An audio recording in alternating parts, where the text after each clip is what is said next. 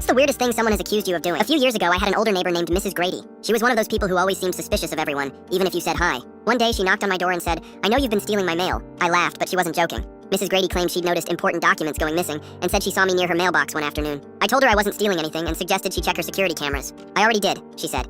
"But you must have hacked into them and edited the footage." I didn't even know how to change my Wi-Fi password, let alone hack her cameras. But no amount of explaining would convince her otherwise. A few days later, I noticed something strange. A package I'd been waiting for was marked delivered, but it wasn't on my porch. That's when it hit me.